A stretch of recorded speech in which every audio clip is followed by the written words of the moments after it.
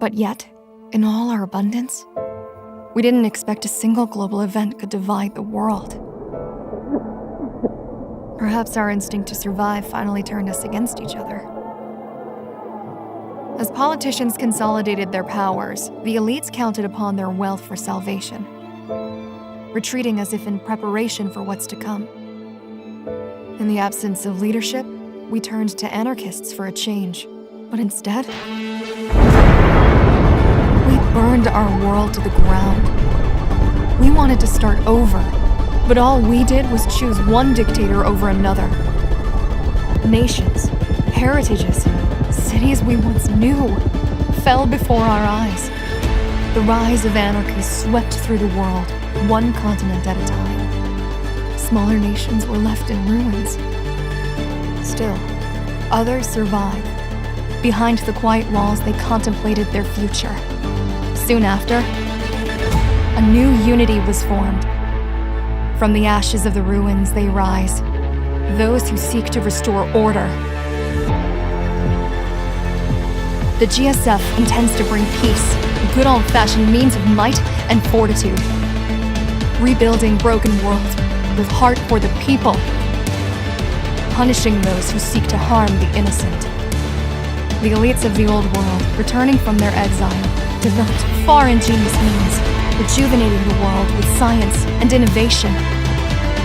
Cold and efficient, both in combat and principle, and when necessary, blood is often replaced with steel. But make no mistake, the distrust of the past still haunts both divides. In this new frontier, only one will prevail. The victor will shape the world as they see fit. The question is, who do you fight for?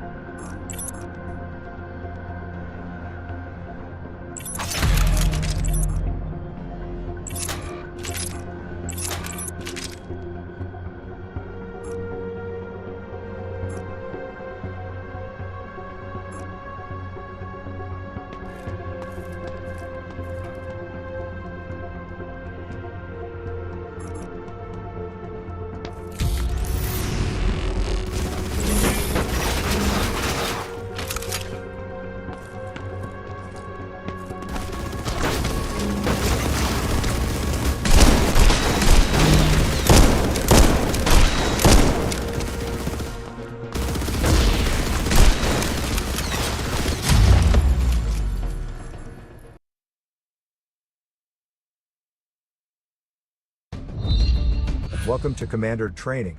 As a commander, it is first and foremost important to remember your three primary roles: managing your base, supporting your officers, and coordinating the battle.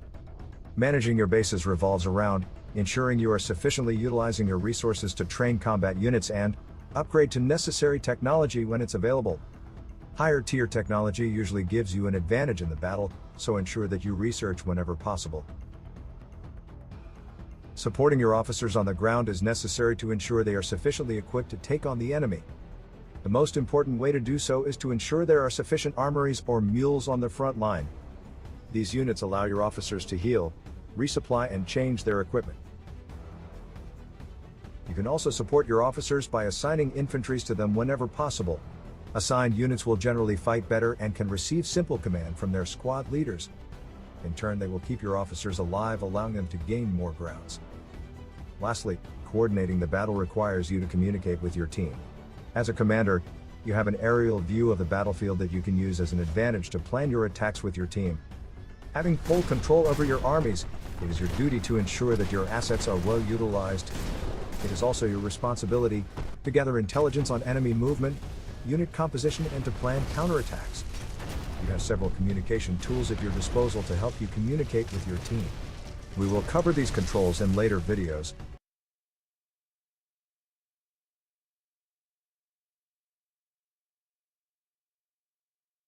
Welcome to the Commander Basic Controls. Let's start with the Commander Interface. Press Q to access the Commander Interface. You can pan your view by moving your mouse cursor to the edge of the screen or by clicking at any location on the minimap. Scrolling with the mouse wheel will zoom in and out, and holding down the middle mouse allows you to pitch the camera to look over certain high obstacles. In the Commander Interface, you can left-click to select units or drag your clicks to select a group of infantry. When units are selected, the command options for this unit group will show on the button panels. You can left-click at the command buttons to issue the command, and if is required to select a target, use left-click to confirm the target. In previous training, we talked about assigning units to friendly officers. This can be done with the assign command, which you can target the officers directly to assign units to them. You can also assign units to officers by clicking on their portrait on the top left of the screen. An alternate way of issuing commands is to use right-click. This issues smart commands to the selected group of units. Smart commands allow the system to automatically select the most suitable command available given the context of what you're clicking. For example, an engineer having issued a smart command on a damaged structure will automatically repair it. Next, let's talk about unit production. Some structures have a production command that lets you build vehicles or train units. Bear in mind, most commands including production will have a shortcut key allowing you to quickly activate commands with a single keystroke. Many production structures also allow queuing of commands, allowing you to issue more than one command at a time. So, use them efficiently to your advantage. Now, let's take a look at how we can use these commands to build structures. Base building differs for both factions. GSF requires engineers to drop flares for buildings to be deployed, while excellent structures can be built from the command center as a deployable transport. All unit production and construction requires resources to initiate. Let's take a look at resources next. There are three types of resources. Credits are used to build structures and train most units. Energy, on the other hand, is used for